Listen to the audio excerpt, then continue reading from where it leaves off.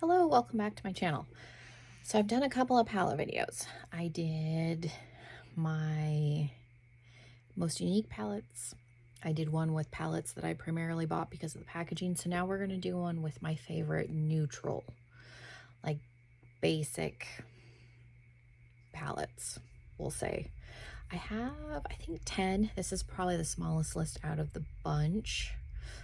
But I tried to not have too much overlap between the videos so that there was unique palettes in each. I had a couple from the first two. I think there was just two. None of those palettes are in this one. This is entirely unique. So if you want to see what my favorite basic neutral palettes are, then just keep on watching. Make sure you're subscribed. Give this video a thumbs up. If you're new here, welcome. And yeah, let's jump into the video. Okay, my back is starting to hurt because I've been sitting here for a little while. It's amazing when you have surgery, like your stamina just goes. I'm sure it happened to a lot of people with COVID too, but I've about reached my limit. So let's jump in to the neutral palette. So first off, I have a little bitty Huda Beauty, and I think this is one of like her best in this small format. This is the Smoky Obsessions. She discontinued this, and mine looks super grubby because I've traveled with this a bunch. I usually bring this with me when I travel. Thankfully, it hasn't broken because I've seen where the shades like exploded on a bunch of people. She had discontinued it and then brought this back. So I don't know if this is still available or not. If I can remember and look it up, I'll link it down below. But I think this is, as far as quality, like her best of these little obsession palettes. I have the mauve one is probably a close second. Those are probably the most used ones, that and the green one, but I've definitely used this one the most, and it's just a neutral palette, but it's really, really good.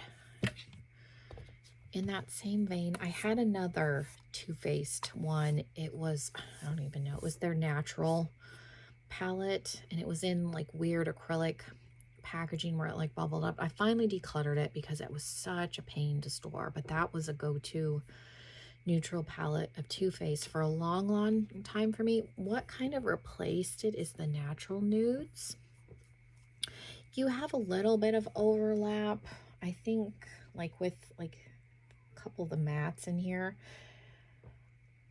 Overall, I like that you can go pretty deep. They did release another one of these that I think has a black in it, and I wouldn't mind picking that one up too at some point, but overall, the mattes perform really, really well. The shimmers perform really well. I've never had an issue with this one, so I do recommend it if you like just neutral palettes. And I like how slim this one is compared to what that other one was.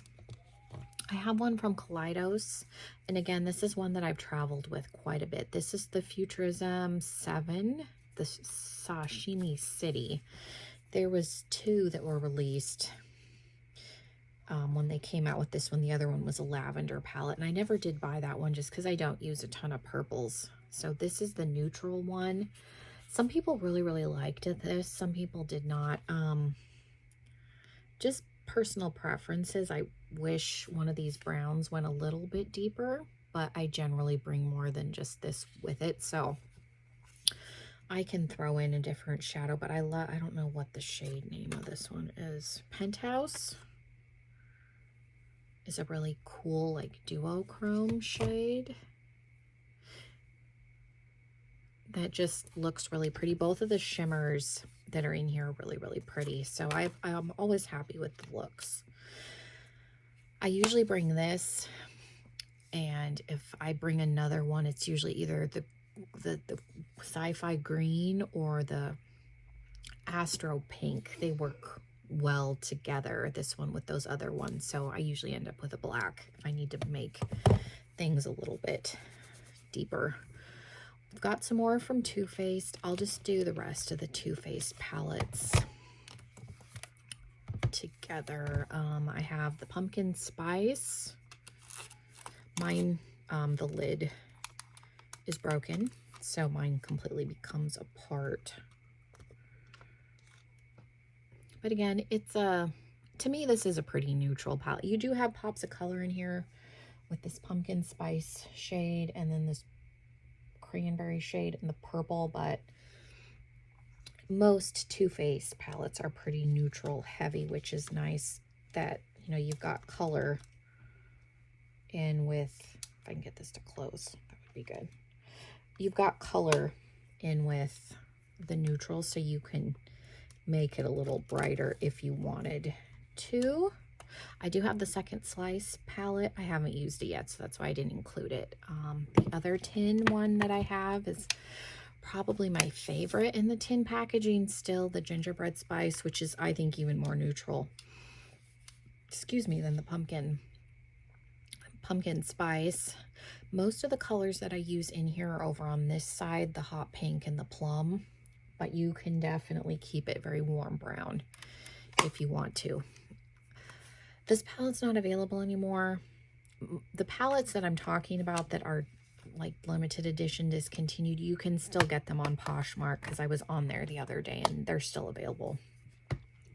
This was Too Faced's first pumpkin spice. This was in like conjunction with QVC, like you could only get this one on QVC, and they did do a second one after this, and I finally decluttered it. I was keeping it for videos and I never used it. It was very orange, warm, heavy. I just didn't like the formula on that one as well as this one, so I decluttered it because there was no point in me keeping it if I wasn't using it. I much prefer this one. And then again, you've got little quads that you can use to make looks, so very neutral with some burgundies.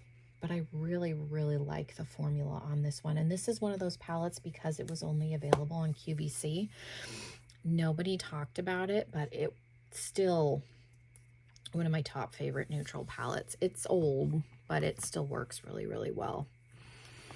And then I have one from ColourPop, the Taupe palette. I really, really like this. This is one of the few monochromatic palettes I've left in the packaging, and that's only because I use it a lot, so it's easier for me to not have it in my giant singles case. But very, very pretty, good formula.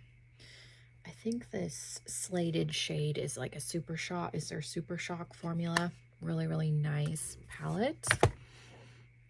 We've got one from Urban Decay, the Naked Honey. This is probably my favorite out of the Naked palettes that I own. I have this one, Cherry, Wild West, and Heat, and this is definitely my most used.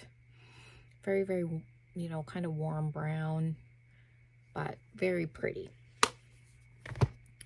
My most used palette I will probably do at the end. I have one from Juvia's Place. There's a lot of Juvia's Place palettes that I could have pulled, and this is one that I've almost decluttered a few times just because it's the most bulky. Their palettes have gotten smaller and more condensed. Like, you could definitely make smaller pan sizes and have this be smaller, but I like, whilst it is a warm neutral, you have the blue and the green.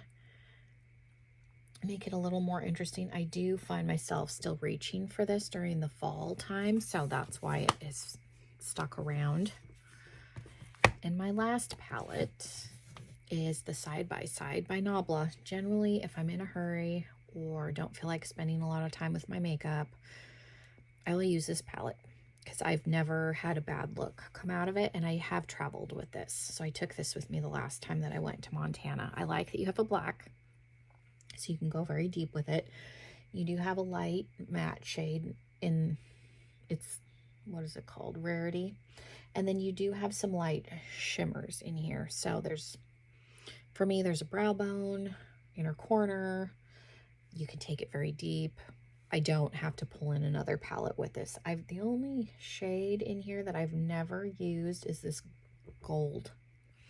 What is it called?